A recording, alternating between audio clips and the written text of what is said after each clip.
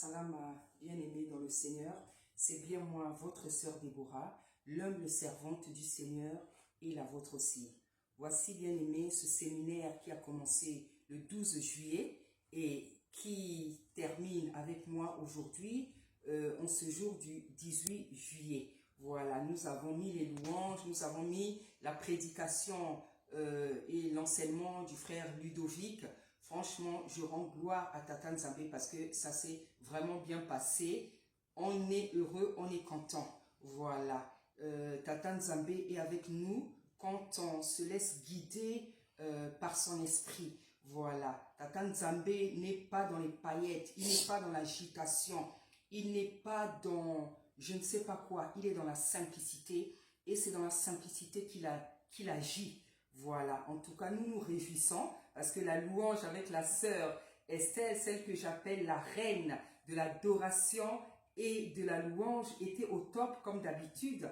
Je dis merci au Seigneur et vraiment le serviteur nous a nourris avec un bel enseignement, un puissant enseignement, que Tata Nzambe reçoive toute la gloire. Je remercie aussi toutes les personnes qui étaient présentes et aujourd'hui, comme je dis, nous allons donc terminer avec le sujet que Tata Nzambe a mis dans ma bouche aujourd'hui. Donc, bienvenue à ce séminaire, à la fin de ce séminaire avec la servante Déborah. Voilà, bien aimé. Donc, comme je disais, nous allons commencer le séminaire aujourd'hui. Et le thème que Tata Nzambe m'avait donné, c'est la destruction des autels. La destruction des autels. Voilà, donc avant de rentrer dans notre prédication, nous allons tenter d'expliquer qu'est-ce que c'est un autel pour les gens qui ne le savent pas. Donc un autel, c'est tout simplement l'endroit physique ou spirituel avec lequel on se rencontre avec Tata Nzambe, un endroit physique ou spirituel où on se rencontre avec Tata Nzambe, où on lui offre des sacrifices. Donc les sacrifices que nous pouvons lui offrir, c'est la louange, c'est la prière, c'est des actions de grâce. Tout ce qu'on peut offrir à Tata Nzambe, on le fait devant l'autel. Donc comme je viens de dire, l'autel peut être physique, comme nous voyons dans la Bible, nous voyons que Jacob avait construit un autel. Jacob et ses pères avaient construit des autels à Tata Nzambe, mais l'autel aussi, il y a aussi l'autel qui est spirituel. Donc la relation que nous avons avec Tata Nzambe, dans cette relation, nous avons donc la prière, la louange, l'adoration, nos vies de prière, effectivement, la louange, tout ça, c'est l'autel devant Tata Nzambe. Et comme nous le savons, bien aimés, il y a plusieurs sortes d'autels. Nous avons les autels de Tata Nzambe, mais le diable aussi a ses autels. Il a ses autels qui sont aussi nourris par ses agents, par ses démons. Voilà. Donc aujourd'hui, nous allons donc parler de la destruction des autels. Quelle destruction? Donc le passage effectivement que Tata Nzambe m'avait donné. Donc nous sommes dans 2 Chroniques, le chapitre 34. Donc bien aimé dans le Seigneur, je vais donc lire tout ce chapitre qui est lent, mais c'est la parole, c'est notre nourriture, c'est la nourriture de l'esprit. Nous devons aimer la parole, nous devons prendre plaisir à la lire, à la découvrir. Donc ce passage, il est très lent, mais je vais le lire comme d'habitude. Ok, alors nous sommes dans 2 Chroniques 34. Je vais lire la parole au nom puissant d'Issa Congo.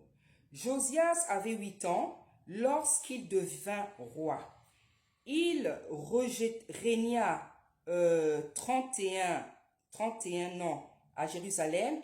Il fit ce qui est droit aux yeux de Tata Nzambe. Et il marcha dans les voies de David son père. Il ne s'en détourna ni à droite ni à gauche. Voilà. Il ne s'en détourna ni à gauche.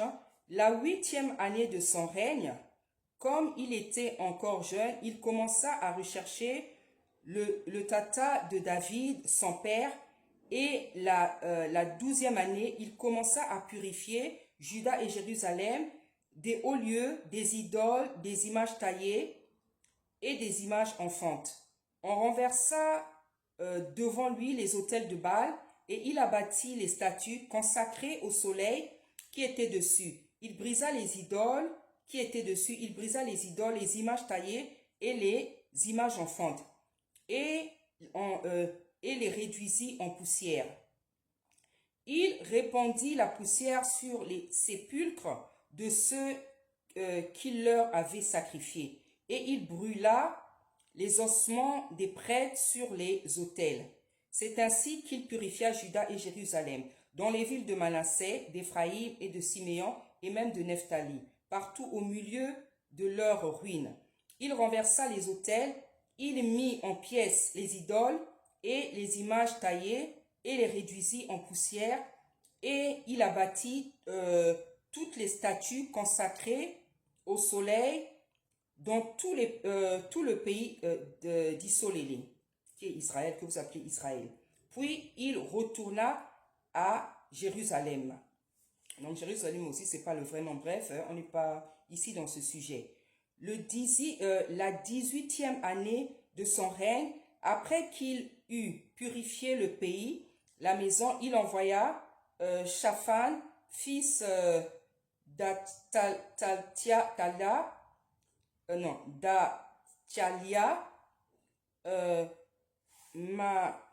Maséja, chef de la ville de Joach, fils de Josas, l'archiviste, pour réparer la maison de Tatanzambé, son créateur. Ils se rendirent auprès du grand sacrificateur Ilkija et on livra l'argent qui avait été apporté dans la maison de Tatanzambé et que les Lévites gardiens du seuil avaient recueilli de Manassé et d'Éphraïm et de tout le reste d'Issolélé et de Juda et Benjamin et des habitants de Jérusalem. On le remit entre les mains de ceux qui étaient chargés de faire exécuter l'ouvrage dans la maison de Tatanzambé. Et ils l'employèrent pour ceux qui travaillaient aux réparations de la maison de Tatanzambé, pour les charpentiers et les maçons, pour les achats de pierres de taille et le bois destiné aux poutres et à la charpente des bâtiments qu'avaient détruit les rois de Juda. Ces hommes agirent avec probité dans leur travail. Ils étaient placés sous l'inspection de Jachat et Abdias, lévite, d'entre les fils de Merari, et de Zacharie et Meshulam, d'entre les fils des Kéatites, tous ceux des Lévites qui étaient habiles musiciens, surveillaient les manœuvres et dirigeaient tous les ouvrages occupés aux divers travaux, et il avait encore d'autres Lévites, secrétaires, commissaires et portiers. Au moment où l'on sortait l'argent qui avait été apporté dans la maison de Tatanzambé, le sacrificateur Ilkija trouva le livre de la loi de Tatanzambé donné par Moïse. Alors Ilkija prit la parole et dit à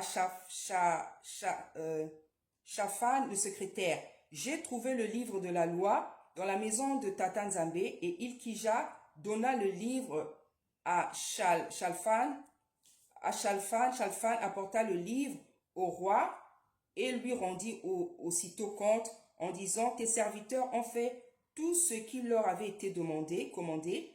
Ils ont amassé l'argent qui se trouvait dans la maison de Tatanzambé et l'ont remis entre les mains des inspecteurs et des ouvriers. » Shaphan, le secrétaire, dit encore au roi, « Le sacrificateur Ilkija m'a donné un livre. » Et Shaphan le lut devant le roi.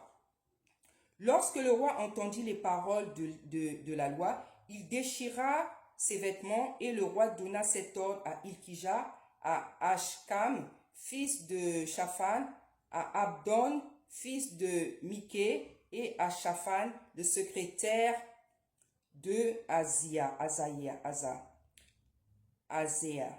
serviteur du roi. Allez consulter l'Éternel pour moi et pour ce qui reste en Israël et en Juda au sujet des paroles de ce livre qu'on a trouvé, car grande est la colère de Tata-Nzambe qui s'est répandue sur nous parce que nos pères n'ont point observé la parole de Tata-Nzambe et n'ont point mis en pratique tout ce qui est écrit dans ce livre.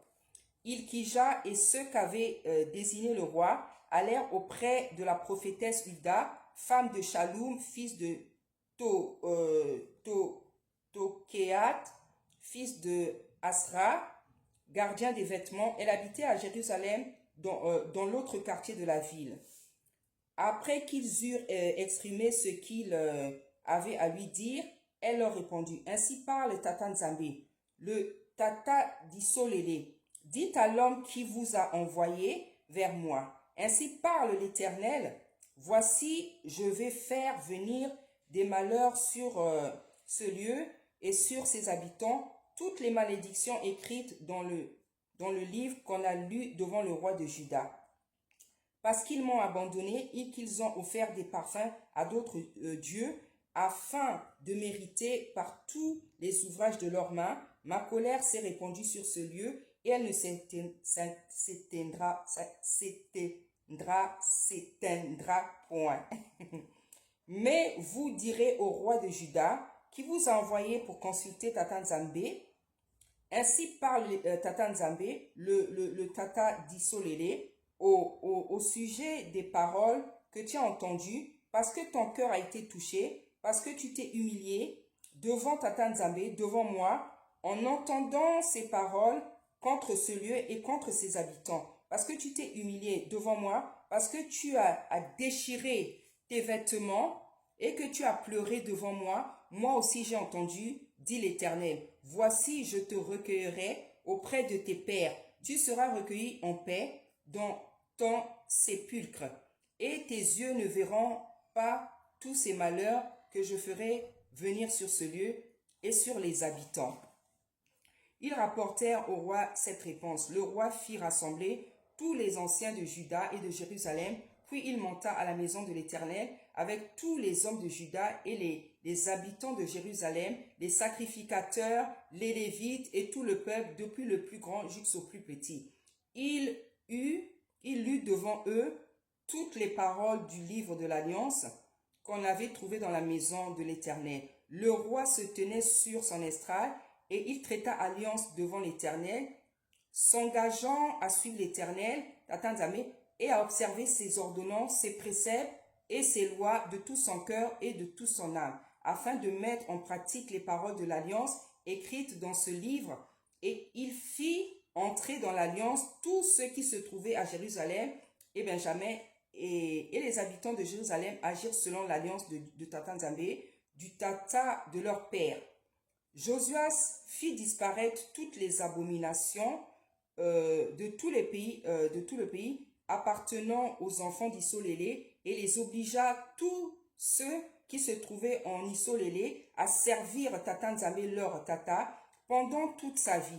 Et ils ne se détournèrent point de Tata-Nzambe, le Tata de leur père. Alléluia. Bien-aimés dans le Seigneur, la lecture a été longue, comme je vous ai dit. Nous acclamons la parole de Tata-Nzambe, car elle est sacrée. Que Tata-Nzambe soit béni, bien-aimés dans le Seigneur. Donc, comme je vous ai dit, le thème de ma prédication, c'est la destruction des autels. Il y en a qui connaissent ce passage, il y en a peut-être qui ne le connaissent pas, certainement parce que c'est pas tout le monde qui aime la Bible. Donc certainement il y en a, ça fait la première fois qu'ils écoutent ce passage. Donc ici, de quoi s'agit-il? Donc nous avons affaire donc au roi Joas qui a pris le trône, qui est de la descendance de la lignée du roi David, qui a pris le trône à 8 ans, ça c'est ce qu'on nous dit, on ne sait pas, mais en tout cas il a pris très tôt. Voilà, il a pris très tôt le règne le trône en fait. Voilà. Et la Bible nous dit que à ses 23 ans, il commença donc à chercher la face de Tata Nzambe. Donc le début de ce passage nous fait savoir qu'il a détruit les autels, les images taillées, les images enfantes. Donc ce que, comment il s'appelle, Joas a détruit. Donc, il a détruit les hauts lieux, il a détruit les idoles, les images taillées, les images enfantes, les autels de Baal, les statues consacrées au soleil. Il a fait disparaître toutes les abominations, en fait. Donc, tout ça, c'est un peu les mêmes choses. Les statues, les images taillées, ce sont des représentations. Hein, ce sont des représentations parce que, comme vous savez, dans le temps, le peuple qui était rebelle a toujours cherché à représenter Tata Nzambe par des images enfantes, par des images taillées, alors que Tata Nzambe avait interdit ça au peuple d'Issolélé. Il avait dit, vous n'allez pas associer mon image, m'associer à des images enfantes, à des images taillées en bois, parce que vous ne m'avez jamais vu. Depuis que je vous ai sorti du milieu de l'Égypte, vous ne m'avez jamais vu. Donc, méfiez-vous, comment dire, de vouloir m'associer en taillant des images taillées pour associer mon image à des images taillées parce que vous ne m'avez jamais vu. Donc, nous comprenons que Issolélé, Jérusalem, c'était un lieu qui était rempli d'images taillées, d'images enfantes, des autels parce que c'était le peuple, c'était l'église. Donc vous savez que dans le peuple, dans l'église, il y a toujours ceux qui obéissent à la loi de Tata Nzambe et il y a toujours les rebelles, c'est-à-dire les gens qui n'obéissent pas. Voilà. Donc ce peuple-là, pendant des années, avait construit donc des images taillées, des images enfantes, ils adoraient Baal. Donc pendant plusieurs années, parce qu'il y a des rois, quand ils étaient établis, c'est des rois qui faisaient suivre la loi de Tata Nzambe. Donc de leur vivant, il n'y avait pas de ces choses. Mais il y a des rois, parfois, quand ils arrivaient, ils s'occupaient pas de Tata Nzambe. Donc ils faisaient du n'importe quoi. Voilà, donc ça veut dire que donc quand il y a un roi, les rois comme Ézéchias, comme Joas, voilà, qui venaient sur le trône, donc ils détruisaient tous les autels sataniques. Voilà, nous avons Ézéchias, nous avons, il y a qui encore?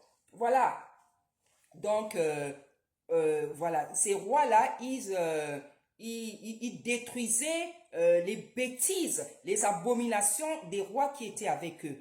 Et ici, nous avons Joas, qui est un personnage, je dirais spécial, parce que dans cette lecture-là, nous nous rendons compte que Joas avait détruit toutes les abominations. Parce qu'il y a des rois qui ont détruit, mais ils n'ont pas tout détruit. Mais lui, il avait tout détruit. La Bible nous dit que il a détruit les hauts lieux. Hein? Donc, c'est des lieux où les gens allaient faire des mauvais sacrifices, des faux sacrifices, adorer des dieux, tout ça. Les hauts lieux sur les montagnes. Hein? Les idoles, les images taillées. Donc, on nous précise, parce que lui, il avait vraiment tout détruit. Donc, il avait détruit les hauts lieux, les idoles, les images taillées, les images enfantes, les autels de Baal, les statues consacrées au soleil. Hein? Donc, lui, il n'avait pas laissé quelque chose comme ça. Il avait tout détruit. Contrairement à certains rois qui avaient fait l'effort, comme Ézéchias, et puis un autre aussi, je mettrai le nom, de détruire beaucoup de choses. Joas avait tout détruit. Joas avait tout détruit. Bien-aimé dans le Seigneur. Ça veut dire quoi, bien-aimé? Aujourd'hui, si je prends par exemple l'exemple d'un enfant de Tata Nzambe ou d'un serviteur, ça voudrait dire quoi? Ça voudrait dire que ça sera quelqu'un qui va abandonner tout ce qui ne plaît pas à Tata Nzambe. Voilà comment était Joas. Parce que lorsque tu abandonnes tout ce qui ne plaît pas à Tata Nzambe, ça veut dire que tu pratiques sa loi. La loi qui est donc constituée de préceptes, de commandements, d'ordonnances. Parce que la loi, c'est tout ça. C'est des préceptes, c'est des commandements c'est des ordonnances. Donc Joas, c'est quelqu'un qui avait pratiqué tout ça. Parce que le but, le sens avec Tata Nzambe, c'est quoi? Ce qu'il nous demande, c'est quoi? C'est de pratiquer sa loi. La loi, c'est quoi? C'est ce qu'il a donné, le livre qu'il a donné à Moïse, où il y a les 10 commandements, mais qui continue encore avec Lévitique, avec Deutéronome. Donc tout ça, c'est la loi, où il y a les préceptes, il y a les ordonnances, il y a les commandements. Donc Joas, c'est quelqu'un qui s'était évertué à pratiquer toutes ces choses-là. Parce qu'il a tout détruit. Il a détruit tout ce qui ne plaisait pas à Tata Nzambe. Ça veut dire qu'aujourd'hui, si je prends l'exemple de quelqu'un, ça veut dire que c'est une personne qui va tout faire pour abandonner tout ce qui ne plaît pas à Tata Nzambe. Bien aimé, une personne comme ça, je dirais que c'est une personne qui est presque parfaite. Parce que qu'est-ce que Tata Nzambe nous demande? Il nous demande d'obéir à sa loi. Il nous demande de l'écouter, de lui obéir, d'être obéissant. Et l'obéissance, c'est quoi? L'obéissance, c'est pratiquer toutes ses ordonnances. L'obéissance, c'est pratiquer sa loi. L'obéissance, c'est écouter tout ce qu'il dit. L'obéissance, c'est faire tout ce qu'il dit. Pas à moitié bien aimé dans le Seigneur, mais dans la totalité de la parole, comme avait fait Josuas. Joas était quelqu'un d'exceptionnel, bien aimé dans le Seigneur. Vous savez, bien aimé dans le Seigneur, la première fois que j'ai lu ce passage-là, je me dis, donc vraiment, il y a des gens qui sont capables de pratiquer exactement tout ce que Tata Nzambe demande. Oui, bien aimé. Il y a des gens qui sont comme ça. Il y a des gens qui sont comme ça. C'est des gens qui aiment tellement le Seigneur. C'est des gens qui aiment tellement le Seigneur qu'ils s'évertuent à pratiquer tout ce qu'ils demandent. C'est des gens qui ont l'esprit de la perfection. C'est des gens qui ne se contentent pas des petites choses dans la vie. C'est des gens qui aiment la perfection. C'est des gens qui aiment l'excellence. C'est des gens qui n'aiment pas les petites choses. C'est des gens qui aiment l'excellence, la perfection. C'est-à-dire, lui, quand il fait quelque chose, ça doit être l'excellence. Ça doit être parfait. Bien aimé, il y a des gens comme ça sur la terre. Et bien aimé, je t'encourage à devenir comme ça. Si tu l'es déjà, que Tata Nzambe reçoive toute la gloire. Si tu ne l'es pas encore, je t'encourage à atteindre ce niveau. Parce que lorsque nous voyons l'église, bien aimée, les gens ne s'évertuent pas. Les gens ne font pas tout pour pratiquer, comment dire, la totalité de la parole. On va souvent entendre, personne n'est parfait. Parce que c'est comme ça que les gens aiment se justifier. Personne n'est parfait. Personne n'est parfait. Est-ce que ce qui est écrit là, tout le monde peut pratiquer? Au jour où on est là, personne n'est encore parfait. On a tous, oui, bien aimé, personne n'est encore parfait. Ça, c'est clair, c'est sûr. Mais ce que Tata Nzambe nous demande, c'est de pratiquer sa parole. Pas à moitié, mais dans sa totalité. Or, ceux qui composent l'église, c'est-à-dire le corps de Isaya Congo, la majorité se contente de pratiquer quelques commandements. Et ils se contentent de ça. C'est-à-dire que pour eux, s'ils ont abandonné un peu l'impudicité, ou parce que les gens, ils pensent que les seuls péchés dans la vie, c'est l'impudicité. Non, non, non. Il n'y a pas que l'impudicité, hein. Il y a beaucoup de mauvaises choses. Parce que les gens s'arrêtent à l'impudicité. Les gens pensent que quand ils ont arrêté les péchés du corps, là, dans comment dire, l'impudicité, la débauche, ils pensent que c'est tout. Ce n'est pas tout. Il faut effectivement sortir de ce péché parce que la Bible dit que celui qui se met avec une prostituée devient qu'une seule chair. Ça veut dire que c'est les péchés du corps là qui sont vraiment pas bien du tout. Mais il n'y a pas que ces péchés, il y a des péchés spirituels. Il y a les péchés qui sont dans le cœur. Et comme j'ai l'habitude de dire, si Tata Nzambe ouvrait les tables de nos cœurs, si il ouvrait le cœur de chacun, bien aimé, on serait surpris de voir ce qu'il y a dans le cœur de chacun. Dans le cœur de l'homme, c'est pour ça qu'il dit dans sa parole, c'est moi qui sonde les cœurs et les reins. C'est moi qui sonde les cœurs et les reins. C'est-à-dire que c'est lui qui sait dans le cœur de chacun ce qui s'y passe et ce qui s'y trouve. Parce que, bien aimé, plus on avance, plus on se rend compte que, oui, si Tata Nzambe ne sonde pas le cœur des hommes, tu peux dormir avec un sorcier. Tu peux dormir avec un haineux.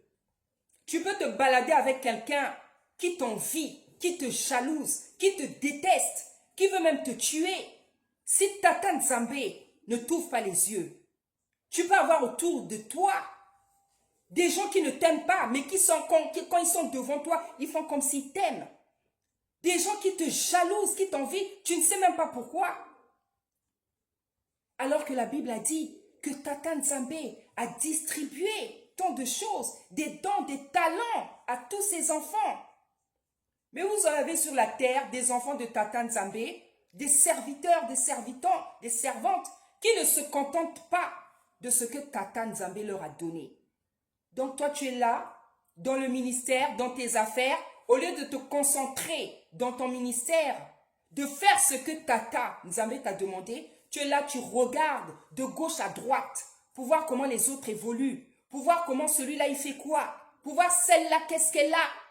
Bien aimé, c'est pour ça que je dis la majorité des enfants de Tata Nzambe, c'est-à-dire dans le corps de Isaya Congo, la majorité se contente de pratiquer quelques ordonnances et quand ils ont réussi à pratiquer ces ordonnances, ils pensent qu'ils ne sont pas délivrés. Ils sont délivrés.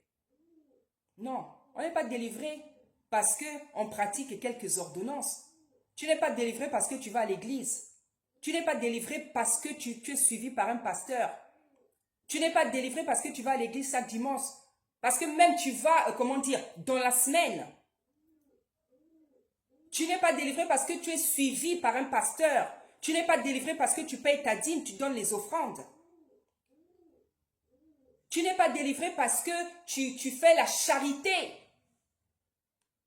Bien-aimé, non. On est délivré lorsque l'âme, le corps, l'esprit, le cœur, pour être plus précise, est délivré. Lorsque ton âme et ton corps, ton cœur, le cœur spirituel, sont délivrés des saletés qui se trouvent à l'intérieur. La jalousie, l'envie, l'hypocrisie, ce genre de choses sales. Pourquoi j'insiste et pourquoi j'en parle, bien-aimé? Parce que chaque jour, on découvre que ce sont des choses qui traînent dans le cœur des enfants de Tata Nzambe, des serviteurs, des servantes, des enfants de Tata Nzambe. Voilà les choses qui se passent dans le cœur des gens. Hein? Tu vas voir la personne, elle est bien habillée, elle a l'air, je ne sais pas comment. Si Tata Nzambe t'ouvrait le cœur, bien-aimé, nombreux seront surpris.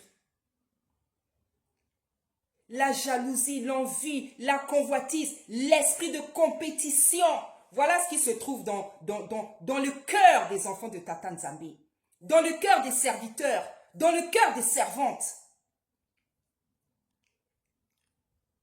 Bien-aimé, Tata Nzambe a dit dans sa parole, gardez votre cœur plus que toute autre chose. Le cœur doit être pur, le cœur doit être propre, le cœur doit être pur. Parce que c'est ici, c'est à cet endroit, c'est-à-dire l'esprit où Tata Nzambe agit dans nos vies. Mais si tu as la jalousie, tu as l'esprit de compétition, tu as la convoitise, tu as je ne sais pas quoi, comment peux-tu dire que tu aimes quelqu'un avec tout ça, toutes ces choses qui bouillonnent dans ton cœur? Bien-aimé, il est temps de sortir de l'hypocrisie. Parce que tout ça, c'est l'hypocrisie. Parce que vous avez des gens qui sont comme ça, mais quand vous les voyez, vous ne pouvez même pas savoir qu'ils sont comme ça, parce qu'eux-mêmes cherchent à donner une autre image de eux. Ça s'appelle l'hypocrisie. Ça s'appelle l'hypocrisie.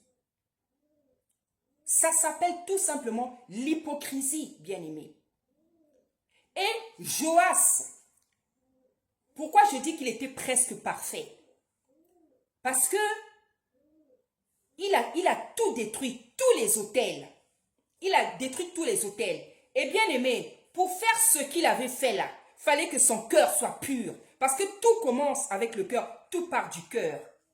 Parce que quand tu aimes tellement le Seigneur, quand tu l'aimes de tout ton cœur, de toute ton âme, de tout ton esprit, de toute ta force, tu vas faire tout ce qui lui plaît. Et c'est pour ça que Tata Nzambe dira à raison, si vous faites de moi vos délices, je vous donnerai ce que votre cœur désire. Bien-aimé, Joas était spécial. Joas était spécial. Joas était extraordinaire. Il était spécial. Parce que bien aimé, je vous dis aujourd'hui dans l'église, c'est rare de trouver des gens comme Joas. C'est-à-dire une personne qui s'évertue à faire tout ce que Tata Nzambe demande. C'est une question de cœur. Il faut l'aimer de tout son cœur. Il faut être sincère avec lui. Il faut être un serviteur, une servante qui est détachée des intérêts du monde, des choses matérielles, pour faire ce que Joas avait fait. Joas plutôt, ce qui l'intéressait, ce qui lui tenait à cœur, c'était de faire plaisir à Tata Nzambe. Et il a fait plaisir, il a été agréable à Tata Nzambe en détruisant, c'est-à-dire en détruisant tout ce qui irritait Tata Nzambe. C'est comme je peux prendre l'exemple de Salomon. Lorsque Tata Nzambe lui a dit, lorsque Tata Nzambe lui a dit,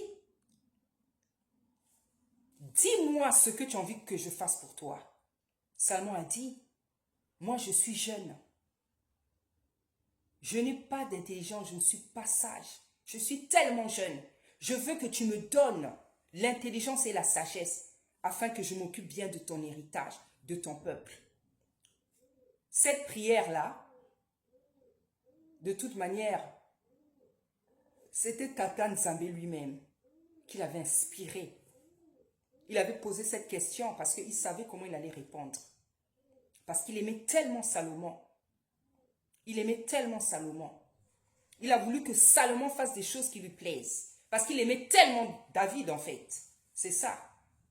Quand le Seigneur t'aime beaucoup, il t'aime tellement, il va beaucoup aimer tes enfants. Quand le Seigneur, tu lui plais, tu es agréable, il va tout faire pour tes enfants. Dans les hauts comme dans les bas, il ne va jamais abandonner tes enfants. Et l'amour que Tata Nzambe avait pour Salomon, c'était un amour qui découlait directement de l'amour qu'il avait pour David. Hein? Donc, Joas, son souci, c'était être agréable à Tata Nzambe en détruisant tout ce qui irritait Tata Nzambe. C'est son cœur qui était droit, bien-aimé. C'est parce que son cœur était droit et pur. Et c'est ce que Tata Nzambe dit. Il dit, si tu marches avec moi avec sincérité de cœur et droiture, comme cet exemple, ce verset que j'aime beaucoup et que je prends souvent dans mes prédications, moi je vais te bénir. Voilà ce que Tata Nzambe demande à ses serviteurs, à ses servantes, à ses enfants. La droiture et la sincérité de cœur. Parce que ces deux vertus-là vont te pousser tout le temps à faire le bien. À faire ce qui est bien, à faire ce qui est droit, à faire ce qui plaît à Tata Nzambe. Rien que ces deux qualités-là. Rien que ces deux qualités. Rien que ces deux qualités, bien-aimées. Ça va te pousser à faire que le bien. À faire des choses qui plaisent à Tata Nzambe. À pratiquer ses ordonnances, ses préceptes, ses lois, ses commandements. Et c'est ce qui s'est passé avec Joas. Bien-aimé, je ne sais pas si tu réalises. Joas a détruit les hauts lieux, les idoles, les images taillées, les images en fonte, les autels de Baal, les statues consacrées au soleil, c'est-à-dire tout ce qui était dans Jérusalem là. Tout ce qui était dans Jérusalem là, qui ne plaisait pas à Tata Nzambe, il a rasé, il a rasé, il a rasé, il a rasé, il a rasé ça, il a réduit ça en poussière. C'est comme une personne aujourd'hui qui dit de manière radicale, moi j'abandonne le péché. Moi aujourd'hui j'abandonne le péché. Tout ce qui ne plaît pas à Tata Nzambe, moi aujourd'hui j'arrête ça. C'est comme si aujourd'hui tu te comportais comme ça.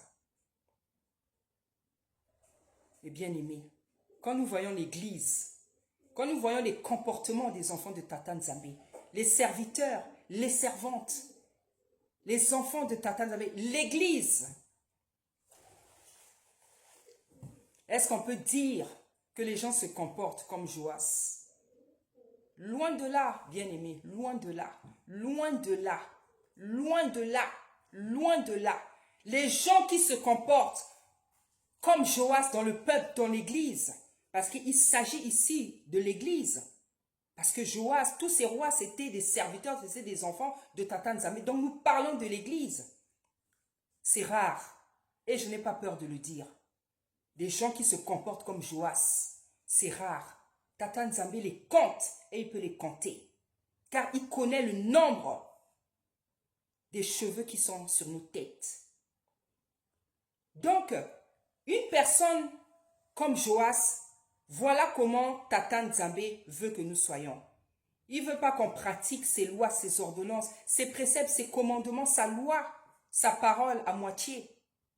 Il veut que nous nous donnions de tout notre cœur. C'est pour ça qu'il dit dans sa parole, aimez-moi de toute votre force, de toute votre âme, de tout votre esprit. Parce que quand tu l'aimes de cette manière-là, quand tu l'aimes tellement, tu vas faire tout ce qu'il demande. Même quand c'est dur.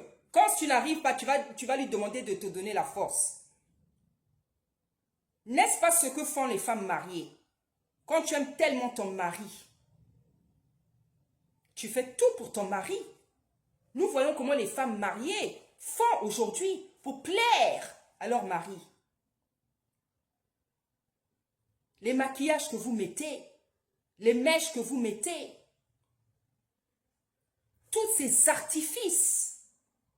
Il y en a qui vont même comment dire, à changer, transformer le corps par des opérations. Tout ça pour plaire à un homme. Vous faites tout pour plaire à un homme. Et le roi des rois, le seigneur des seigneurs, le créateur du ciel et de la terre, qu'est-ce que tu fais pour lui plaire? Pas grand-chose. Tu fais même plus de choses pour plaire à ton mari. Mais ce que Tata Nzambe te demande de faire, tu n'arrives pas à le faire. Et tu dis que tu l'aimes. Tu ne l'aimes pas. Ton amour pour lui, il est tout petit. C'est ton amour pour ton mari, c'est plus grand. Bien-aimé, je n'ai pas peur de dire ces choses. Je n'ai pas peur de dire les choses. Parce que ce que l'Église oublie, ce que les enfants de Tata Nzambe oublient, on est sur la terre pour gagner le salut.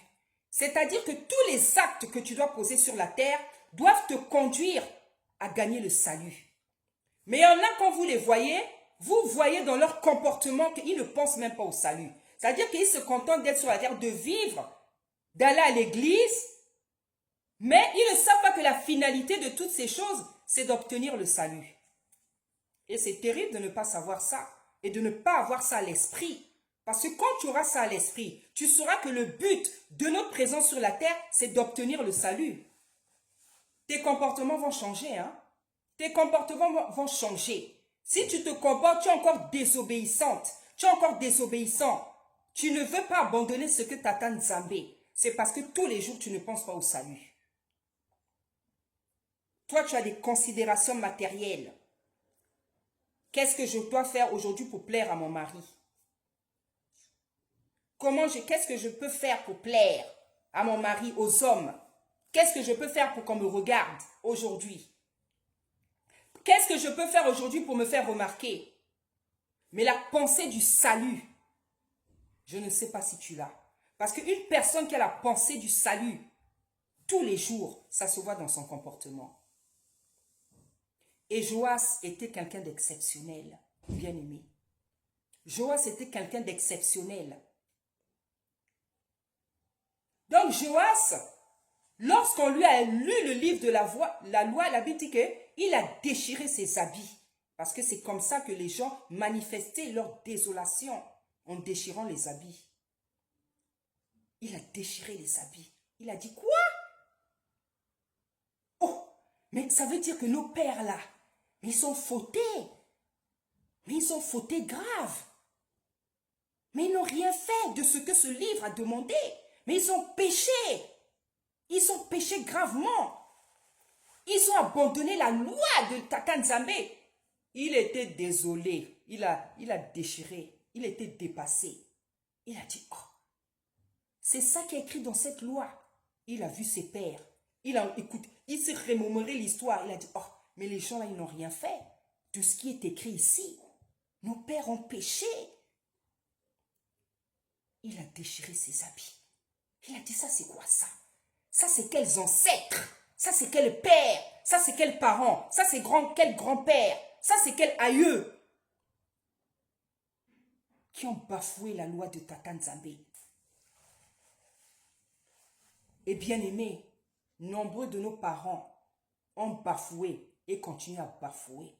Nous avons nos parents, ton père, ta mère, ton grand-père, tes grands-parents, tes aïeux, tes ancêtres. Il y en a qui ont bafoué, et la majorité même.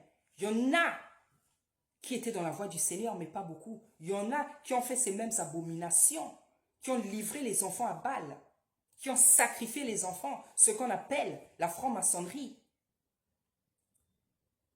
Nous avons des parents qui sont dans ces histoires. La Rose-Croix, les sectes, la franc-maçonnerie. Ton père ou ta mère était dans ces histoires, même juste aujourd'hui. Mais je ne sais pas si, tu ne sais pas si c'est grave. C'est ça les hôtels en question. Il y a des parents à nous là qui ont été et qui sont dans la franc-maçonnerie, dans la Rose-Croix. Mais toi tu es là, tu te dis serviteur, servante, enfant. Tu vis comme ça, sans connaître, savoir que c'est pas bien et que c'est grave.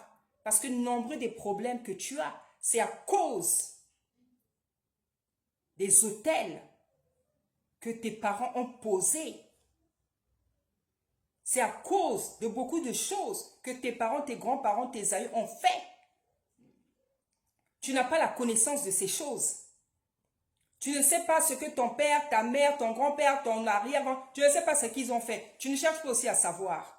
Comme tu ne cherches pas à savoir, Tata Nzambe ne peut même pas te parler parce que ça ne t'intéresse pas. Parce que toi, quand tu vas à l'église, quand tu viens devant la présence de Tata Nzambe, c'est juste pour lui demander des choses. Hein? Parce que les gens pensent que Tata Nzambe, c'est un distributeur. On appuie et puis les choses sortent. Non. Plus tu vas avancer dans le temps, plus tu vas comprendre que ce n'est pas un distributeur. Avant de lui demander des choses, il va t'apprendre à chercher sa face. C'est-à-dire, chercher à savoir qui il est, qu'est-ce qu'il veut sur la terre, dans ta vie, dans la vie des enfants. Sur la terre. Parce qu'il y a des gens, juste à cet âge-là, hein, ça fait 10 ans, 20 ans, 30 ans que tu es converti. Tu es là seulement les prières, des requêtes, de demander des choses à Tata Nzambe. Tu ne cherches pas à savoir, tu ne sais pas qu'est-ce que c'est un hôtel. Hein? Ça ne t'intéresse pas. Hein? Ce que les parents ont fait, tes grands-parents, tes aïeux, les ancêtres, ils ont fait des choses graves, très très graves, les choses dont nous parlons ici. Et il y en a même qui sont en vie, qui continuent. Toi, tu vas à la prière, tu vas à l'église chaque dimanche, mais ton père ou ta mère, il va dans une réunion de la franc-maçonnerie. Mais tu dois régler ce problème. Tu dois régler ce problème. Parce que tu es mandaté dans ta famille. Toi qui as connu la vérité, qui as rencontré le Seigneur comme sauveur et seigneur, c'est à toi de détruire toutes ces choses comme Gédéon avait fait. Comme Abraham avait fait. C'est à toi. Parce que dans chaque famille, il y a un sauveur. Donc c'est à toi de détruire tous les autels.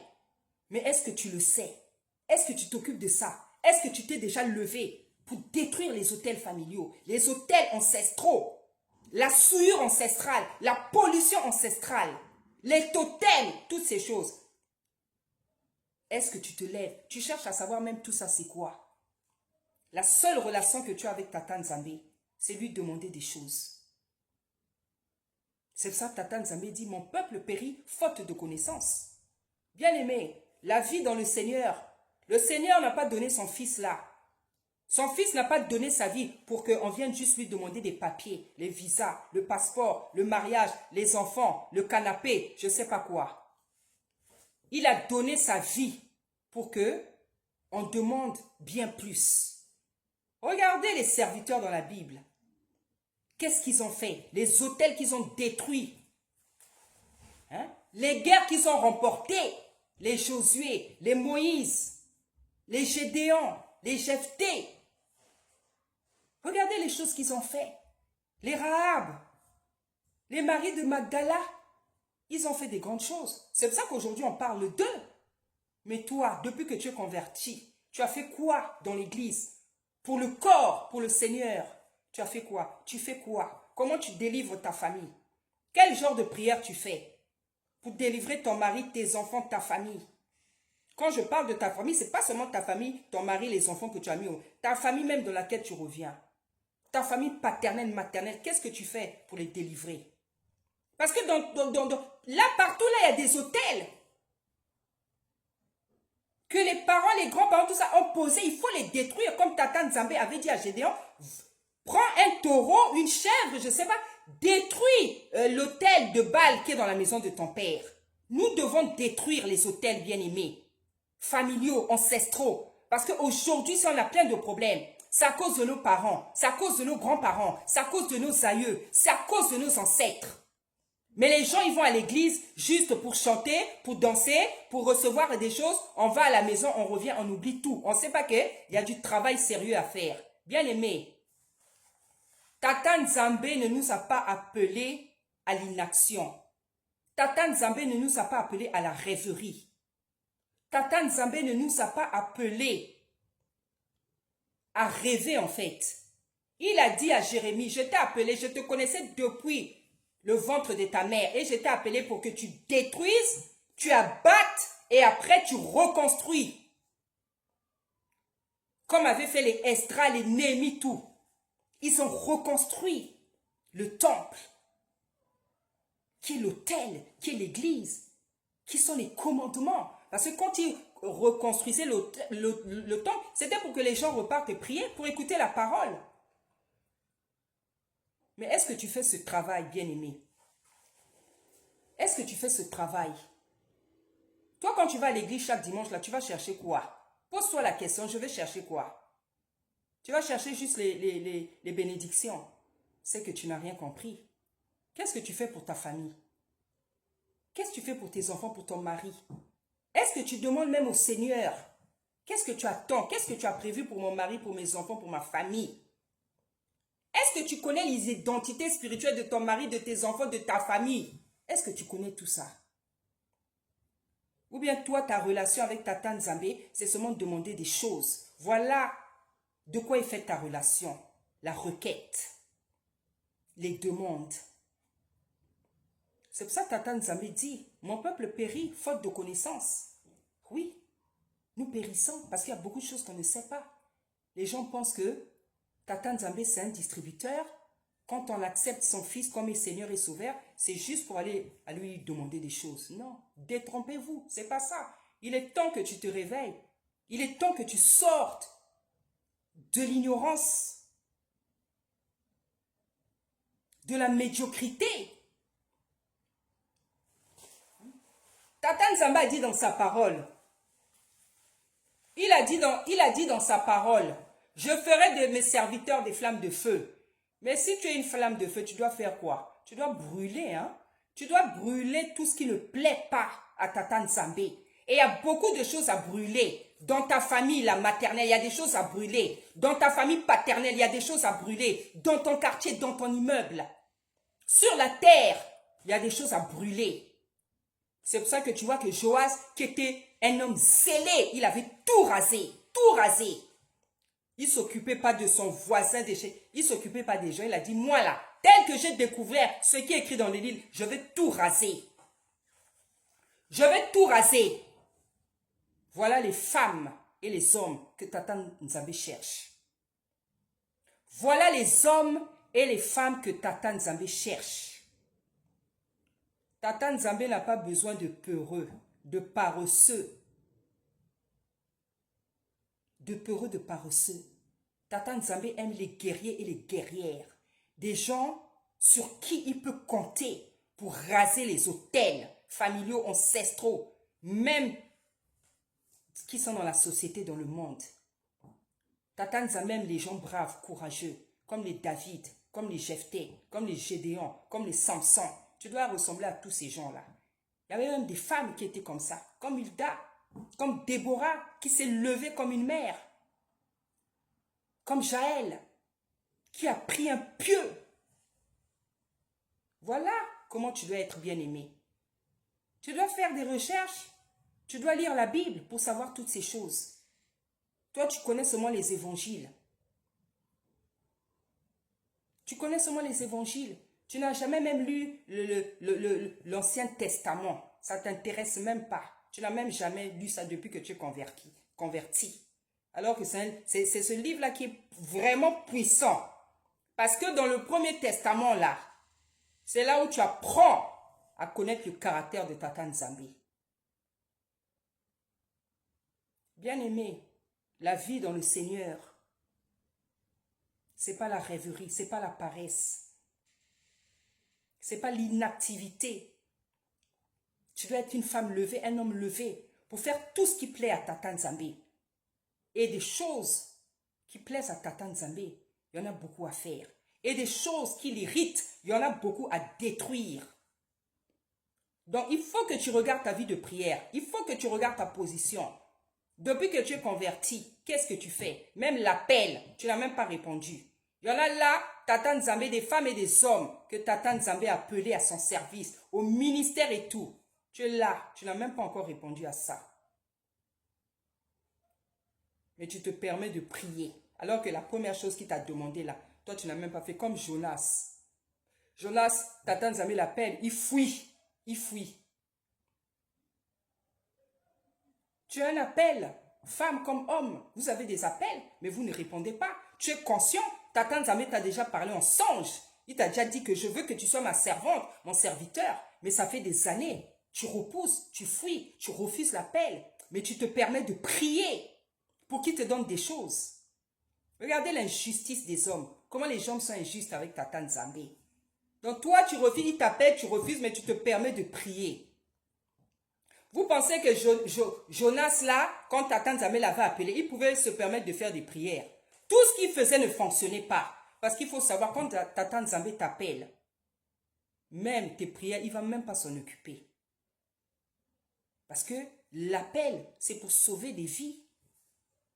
Hein? Tata Nzambe dit, va à Ninive là, je veux les pardonner. Toi, tu dis non. Toi, tu es qui pour ne pas vouloir sauver les gens alors que toi, on t'a sauvé? Tu es qui?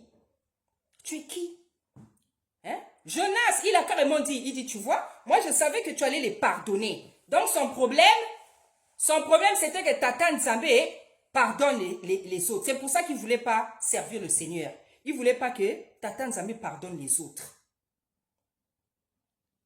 Donc il y a des gens comme ça. Ils ne veulent pas que Tata Nzambe pardonne les autres. Mais toi, si tu en vis, c'est parce qu'on t'a pardonné. Donc, des raisons pour lesquelles les gens refusent l'appel, il y en a, c'est par orgueil. Ah, moi, j'ai jamais prévu ça. Hein. Moi, je dois être un homme d'affaires. Voilà ce que je voulais être. Donc, tu as honte qu'un jour, on te voit servante serviteur. Donc, c'est l'orgueil qui t'empêche de servir Tata Nzambe. Donc, il y a différentes raisons pour lesquelles les gens peuvent refuser l'appel du Seigneur. Ils oublient que c'est une grâce, c'est une puissance, c'est un feu. Servir Tata Nzambe, c'est un feu. C'est une grâce, c'est la vie, c'est la résurrection. C'est la puissance. Tu es quelqu'un de spécial quand tu sers le Seigneur. Hein? C'est la puissance, bien-aimé, c'est la puissance. Même quand tu marches, là, on va savoir que tu n'es pas n'importe qui. Même quand tu te tiens dans une salle, on va sentir que tu n'es... Parce que tu as tout de lui. Tu as sa lumière, tu as sa parole, tu as son onction, tu as tout. Toi, tu vas maintenant rentrer dans une pièce et on sent que tu n'es pas passé. Impossible. Impossible. Tu as la divinité en toi. Tu as sa lumière. Tu as son onction. Tu as son feu. Et tu te balades avec toutes ces choses. Mais il y en a qui refusent cette grâce. Parce que vous ne savez pas qu'est-ce que c'est. Donc, pour revenir à ce personnage, Joas, il s'est donné à Tata Nzambe. Il a servi Tata Nzambe, comme on dit, avec tout son cœur. Regardez tout ce qu'il a détruit. Regardez tout, il a tout rasé dans Jérusalem. Il a tout rasé. Mais toi, qu'est-ce que tu fais pour sortir du péché? Qu'est-ce que tu fais pour abandonner tout ce qui ne plaît pas à Tata Nzambe dans ta vie, dans la vie de tes enfants, dans la vie de ta famille paternelle, maternelle? Qu'est-ce que tu fais pour les délivrer de la franc-maçonnerie, de la sorcellerie? Tu fais quoi? Qu'est-ce que tu fais? Quel est ton engagement dans ta famille maternelle, paternelle, pour que les gens soient délivrés? Qu'est-ce que tu fais, bien-aimé? Qu'est-ce que tu fais? La Bible dit que Joas avait tout rasé. Et on nous dit même plus loin là-bas qu'il força Jérusalem, Israël, de son vivant, à suivre Tata Nzambe. C'est-à-dire que pendant qu'il est en vie, il avait forcé à tout le monde à croire en Dieu et à servir l'Éternel de son vivant. Regardez son zèle.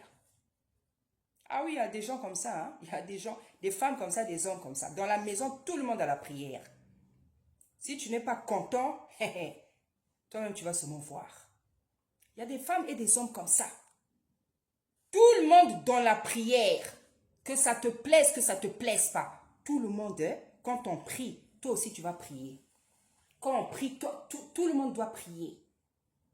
Tout le monde va à l'église. Parce que c'est ça un parent. La Bible dit inculquer aux enfants ma parole. Inculquer. Va chercher dans Google qu'est-ce que ça veut dire. Inculquer, ça veut dire mettre dans la tête de quelqu'un. Mettre, forcer à ce que les choses rentrent. C'est ça, inculquer. Bien-aimé, quand on voit l'église aujourd'hui, bien-aimé, l'église n'est pas au niveau où elle doit être. Que ça soit spirituellement, dans beaucoup de... L'église est faible aujourd'hui. L'église est faible. Elle n'est pas comme l'église primitive. Regardez dans l'église primitive comment il y avait le feu. Dès que les gens parlaient, là, ils disaient seulement que les gens étaient guéris. Les boiteux, les malades, les Pierre, les Jacques, tous ces gens-là, dès qu'ils parlaient seulement, les Paul, il y avait des miracles. Aujourd'hui, les gens peinent à faire des miracles. Hein? Les gens sont obligés de sauter, de parler, de discuter avec les démons. Tu es qui? Tu t'appelles qui? Fire, fire, fire. Tout ça là, beaucoup de tralala. Parce que les gens ne pratiquent pas la parole de Tata Nzambe. Bien-aimé, quand tu pratiques la parole de Tata Nzambe, tu fais tout pour la pratiquer. Tu ne vas pas beaucoup parler pour faire sortir un démon. Tu ne vas pas beaucoup parler pour faire un miracle. Tu ne vas pas beaucoup parler pour guérir quelqu'un. Les gens peinent, ils parlent beaucoup parce qu'ils ne pratiquent pas la parole. Quand tu es obéissant, Dieu te donne tout. Tata Nzambe te donne tout. C'est quand tu n'es pas obéissant que tu dois beaucoup parler, tu dois faire beaucoup des efforts. Quand tu es obéissant, parce que qu'est-ce qu'il demande? Il demande l'obéissance. Hein? Il demande l'obéissance. Regardez ce roi, la Joas, il était presque parfait. Et la Bible dit qu'il se reposa en paix, tellement il avait fait seulement ce qui plaisait à Tata Nzambe. Voilà comment Tata Nzambe veut que nous soyons bien-aimés. Il veut que nous soyons parfaits, que tu abandonnes tout ce qui ne plaît pas, tu détruises tout ce qui ne lui plaît pas dans ta vie, dans ta maison. Tu enlèves tout ce qui ne lui plaît pas dans ta maison, dans la vie de tes enfants, de ton mari, de ta famille, de tes parents. Tu dois tout raser. Tout ce qui ne lui plaît pas, tu dois raser. Joas, quand il faisait ça, il ne s'occupait pas de ses cousins, de ses tantes, de ses oncles. Il s'occupait de personne. Lui, son souci, c'était faire ce qu'il y avait dans ce livre-là. Parce qu'il craignait Tata Nzambe de tout son cœur. Voilà ce que Tata Nzambe attend de nous, bien-aimés. Que nous l'aimions et nous le craignons de tout notre cœur. C'est ce que dit sa parole. Aimez-moi de tout votre esprit, de tous vos cœurs, de toute votre âme. Voilà ce qu'il attend de nous. Il n'attend pas qu'on le serve à moitié, il n'attend pas qu'on pratique quelques commandements de la loi. Non, non, non. C'est pas ce qu'il attend. Il attend que tu lui donnes tout ton cœur, afin qu'il puisse t'utiliser puissamment. Afin qu'il sache qu'il peut compter sur toi pour faire des choses sur la terre, dans ta famille, dans la société. Bien-aimé, ne sois pas un enfant de Tata Nzambe qui est seulement comme ça, tu te contentes d'aller à l'église. Non, ne sois pas mort, sois vivant. Ne sois pas mort, sois vivant, s'il te plaît. Sois zélé. Sois une femme de feu, un homme de feu, qui renverse tout sur son passage. Tout ce qui ne plaît pas à Tata Nzambe, toi quand tu passes là, ça doit être rasé, ça doit être consumé. Voilà, bien-aimé, comment Tata Nzambe veut que quelqu'un soit un serviteur, une servante. Nous devons être comme ça. Tout ce qui ne plaît pas à papa, à tata, là où tu passes, là, dans ta famille, ou je ne sais pas, tu dois raser ça. Par les prières, par le combat spirituel, par des sacrifices, par des jeûnes, dans l'adoration, dans la louange, par la sanctification. Mais s'il y a aussi trop de mèches là, des ongles, les faux ongles, les mèches, pantalons serrés, hauts talons, talons comme ça là, les faux cils, les faux ongles, tu seras puissante comment? Tu seras puissante comment? Hein, bien-aimé, Tata Nzambe ne t'a pas créé comme ça. Il ne t'a pas créé comme ça. Il n'a pas besoin de ça. Lui, il n'a pas besoin de ça. Parce que si tu te dis servante, tu dois être à son image. Être comme il, comment dire, être comme il veut que toi tu sois. Mais il t'a appelé à son service. Tu es chante, tu es prophétesse. Hein? Toi, tu mets beaucoup de choses sur le corps. Les faux ongles, ceci, ça. Qui t'a dit que tu lui plais comme ça? Tu plais à ton mari, tu te plais, tu plais au monde. Mais tu ne lui plais pas. Mais comme il ne se repent pas de ses dons, il ne peut pas te jeter parce qu'il ne rejette personne. Il ne se repent pas de ses dons. Mais tant que cette affaire-là, toi, tu ne règles pas ça, il est fidèle à sa parole. Il dit que sa parole ne retourne pas à lui sans effet, sans avoir accompli les effets qu'elle doit faire sur la terre. Tant que tu n'abandonnes pas ce que Tata Nzambe te demande d'abandonner. Et je parle aux hommes, je parle aux femmes, je parle aux jeunes gens. Tant que vous n'abandonnez pas dans ta vie, tu n'abandonnes pas ce qui ne plaît pas à Tata Nzambe, il ne va jamais te laisser tranquille. Parce qu'il est Tata Nzambe. C'est lui qui a le dernier mot. Parce qu'il est le premier et le dernier. Nous n'aurons jamais raison sur lui. Tant que nous n'abandonnons pas ce qui ne lui plaît pas, il ne nous laisse pas tranquilles. Parce que lui, il a envoyé son fils unique là, c'est pas pour rigoler avec nous, hein. C'est pas pour rigoler. Parce que son fils, il est venu nous racheter à travers sa mort. À travers son fils, on a obtenu le pardon. Comme on était pardonné, on va encore continuer à le décevoir, à faire du n'importe quoi dans nos vies. Non, non, non, non. Avec lui, ça ne passera pas. Ça ne passera pas. Donc, tout ce que tu caresses encore dans ta vie, que ce soit les péchés, les histoires bizarres, il faut savoir, bien aimé, dès aujourd'hui, tant que tu n'abandonnes pas tout ce qui ne plaît pas à Tata Nzambe, ta vie sera seulement au même niveau. Tu risques de faire les mêmes prières pendant des années. Tu risques de combattre les mêmes combats. Tu vas stagner en fait. Tu vas stagner. Donc bien aimé, je vais chuter, je vais m'arrêter ici en disant que Joas était quelqu'un d'exceptionnel. Joas était quelqu'un d'exceptionnel. Je ne trouve même pas les mots pour qualifier ce monsieur-là, franchement. Je ne trouve même pas les mots. Il était spécial, il était spécial, il était spécial. Il était spécial. Hein? Il a tout rasé, Isolélé dans Jérusalem, tout ça, il a tout rasé. Il a tout fait tomber, statue, image enfante, tout, il a tout rasé. Il a tout rasé. Tout réduit en poussière. Donc, il était comment Joas là? Bien aimé, il était spécial. Et c'est comme ça que Tata Nzambe veut que toi et moi, nous soyons. Ôte de ton cœur les sales choses, la jalousie, l'hypocrisie, l'esprit de compétition. Parce que ce sont des tâches dans le corps du Seigneur. Ce sont des tâches. Les gens, ils sont là, ils sourient. Au fond, il y a des choses bizarres dans le cœur. Non, on ne peut pas rester ensemble. On ne peut pas rester ensemble. On ne peut pas marcher ensemble. On ne peut pas marcher ensemble. Tata Nzambe dit que les hypocrites n'hériteront pas du royaume des cieux. Quand tu as la jalousie, l'envie, tout ça, comment tu peux dire que tu aimes ta soeur ou ton frère? Non, je suis désolée, c'est le mensonge. Dans l'amour, il ne peut pas avoir l'envie, la jalousie.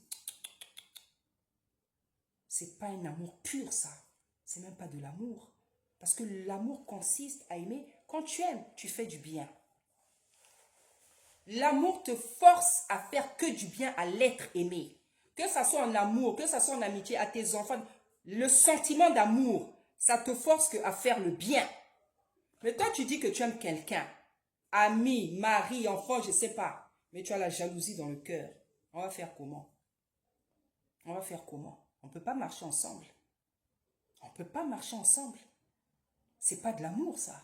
C'est pas l'amour. Tu crois que tu aimes, tu n'aimes pas. Dans l'amour, il n'y a pas de jalousie, il n'y a pas de convoitise. Parce que l'amour, le sens même de l'amour, c'est de faire le bien. Mais toi, tu as la colère, tu as la haine, tu as la convoitise, l'esprit de compétition, beaucoup de choses bizarres. Comment tu peux dire que tu aimes quelqu'un? Non. Dépouillons-nous de toutes ces choses. Parce qu'effectivement, le dépouillement ne consiste pas seulement à laisser des habits courts ou je ne sais pas. C'est surtout à dépouiller le cœur. Parce que c'est là où se trouvent les histoires bizarres. Je vous dis, hein, la vérité. Je vous dis la vérité. Plus on avance là,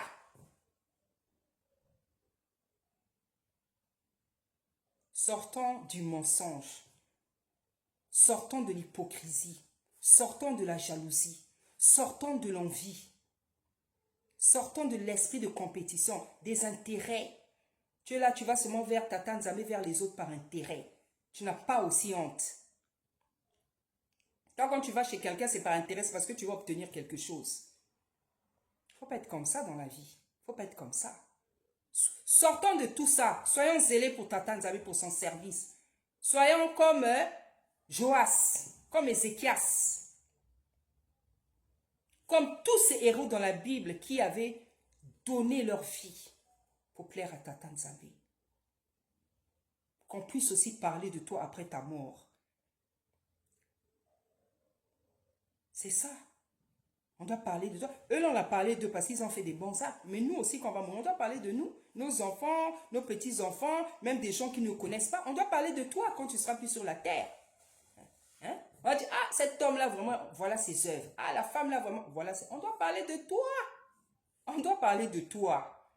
Hein? Ne viens pas passager comme ça, tu es parti, après on ne parle plus de toi. Non. Non, on doit parler de toi. Et pour qu'on parle de toi, c'est maintenant que tu dois poser les fondements. C'est maintenant que tu dois poser les fondements, bien-aimés dans le Seigneur. Bien-aimés, soyons zélés et des hommes de feu, avec un cœur pur. Dépouillons-nous de tout ce qui est sale dans le cœur, dans ton âme, dans ton esprit. Dépouillons-nous du péché physique comme spirituel, parce qu'il y a aussi les péchés spirituels. Hein? Les gens qui mangent la nuit, tu manges la nuit, tu sors la nuit, tu fais des choses bizarres la nuit. Tout ça là, c'est pas bon. Cherchons à être purs. Cherchons à être zélés. Cherchons à être parfaits, bien-aimés. Comme Joas. C'est pour ça qu'il a tout détruit, parce qu'il était spécial. Il était spécial. Comme ça, il a tout détruit. Hein? Hein? Il a tout détruit parce que son souci, c'était plaire à Tata Nzambe. Hein? Quand tu veux plaire, quand tu as le zèle, tu as le feu, tu as l'obéissance, tu as l'amour de Tata, tu vas réagir comme Joas. Tu seras comme Joas. Parce qu'en toi, il n'y a que le feu. En toi, il n'y a que l'obéissance. L'obéissance qui pousse à ne faire que des bons actes.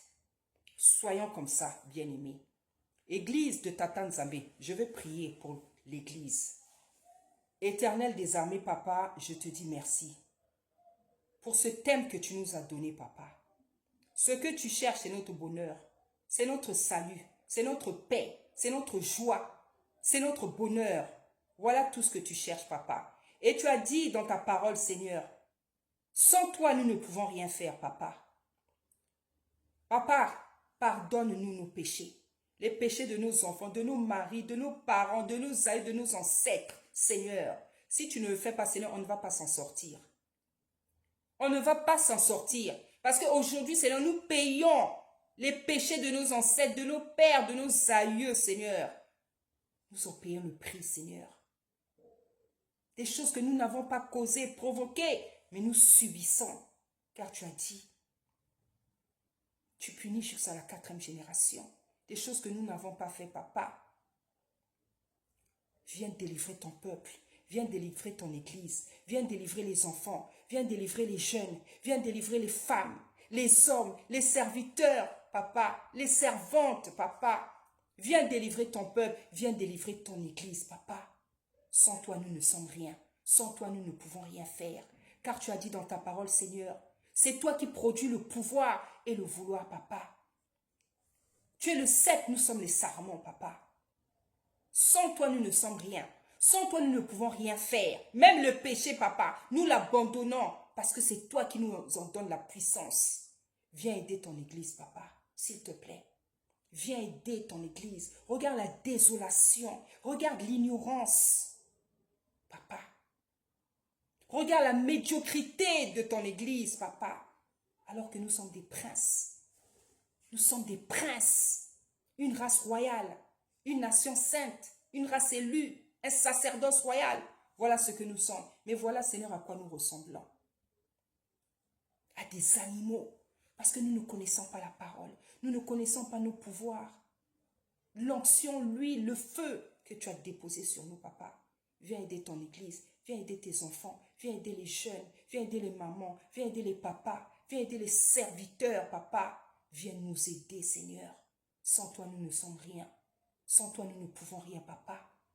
Viens accomplir ta parole dans nos vies, s'il te plaît. Viens nous donner la puissance d'abandonner le péché, de te servir, de te plaire, Seigneur. Viens faire ce travail. Je t'en prie, je t'en supplie. Que l'œuvre de la croix ne soit pas vaine, papa. Si elle est vaine, ce n'est pas à cause de toi, hein, Seigneur. C'est à cause de nous. Mais viens nous donner la puissance. Viens nous délivrer de tout ce qui ne te plaît pas. Dans nos âmes, nos corps, nos esprits, nos vies, nos santé, dans nos familles, papa. Viens délivrer les familles, papa. Une personne peut croire, mais dans sa famille, c'est le chaos, papa. Comment elle va s'en sortir? Viens délivrer les familles. Viens délivrer les gens, papa. Viens nous délivrer, Seigneur. Viens délivrer tes princes et tes princesses. Tes guerriers et tes guerrières. Seigneur, je t'en prie. Viens nous relever, papa. Viens nous relever parce que c'est le chaos. L'église est dans le chaos. C'est le chaos. Parce que l'église primitive n'était pas comme ça. Elle était puissante. Viens nous relever du chaos. De ce qui est étroit, de ce qui est petit. Papa, je t'en prie, je t'en supplie. Écoute cette prière. Agrée-la. Aide ton peuple. Aide tes servantes à se dépouiller. Aide tes serviteurs à se dépouiller, papa. Je sais que tu es rempli d'amour et de miséricorde. Aide celles qui n'arrivent pas, Seigneur. Les hommes aussi, aide-les, papa. Aide-les, papa. Quelqu'un ne peut pas faire quelque chose sans ton aide, Seigneur. Tu nous as aimés, tu nous l'as prouvé en nous donnant ton Fils, qui est notre grand frère, papa. Viens nous aider. Nous avons besoin de toi. Nous sommes à bout. Nous n'en pouvons plus du péché, des petites choses, des bêtises, de la médiocrité. Nous n'en pouvons plus. Viens faire quelque chose. En ce jour, à travers cette prière, dans ton corps, dans tes enfants, dans les familles, dans les enfants, dans les jeunes, dans les malades, les prisonniers, toutes sortes de classes sociales, papa. Viens faire quelque chose pour les orphelins, pour les veuves, pour les étrangers, pour les malades, ceux qui sont délaissés, ceux qui souffrent, pour les stériles, pour tous ceux qui souffrent, papa, tous ceux qui sont malades, spirituellement comme physiquement, ceux qui pleurent chaque jour, papa. Viens faire quelque chose, s'il te plaît, lève-toi, agis. Si tu regardes seulement nos péchés, on ne va pas s'en sortir, papa. Nombreux vont périr, Seigneur. Si tu regardes seulement nos péchés, mais Seigneur, tu as donné ton Fils. Tu as donné ton Fils pour que chaque personne qui croit en toi puisse être sauvée, papa. Nous demandons ta patience. Je sais que tu es patient, mais nous demandons encore la manifestation de ta patience, de ton amour, de ta miséricorde, de ta compassion. Toutes ces choses qui vont nous garder en vie, papa, manifestez-les. Bénis-nous, bénis ton Église, bénis les enfants, les nourrissons, les jeunes, les parents, les mamans. Bénis les gens, bénis tes enfants. Bénis tes enfants, bénis ton Église. Relève ton Église, papa. Fais-nous du bien. Fais-nous du bien. Et moi aussi, je bénis ton Église. Je bénis tes serviteurs. Je bénis tes servantes. Les jeunes gens, les enfants, les nourrissons, les vieillards. Je bénis tes enfants. Je bénis ton Église puissamment de tout mon cœur, Seigneur. Au nom puissant d'Isaac Congo. Matondo, matondo, matondo.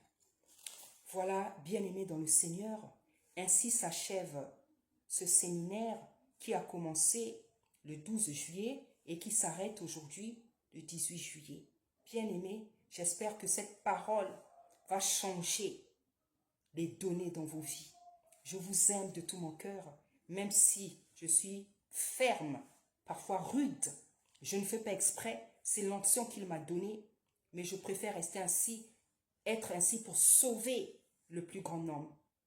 Je le répète, je vous aime de tout mon cœur et je vous bénis puissamment de la part de l'Éternel. Soyez bénis au nom puissant d'Isaac Congo. Merci.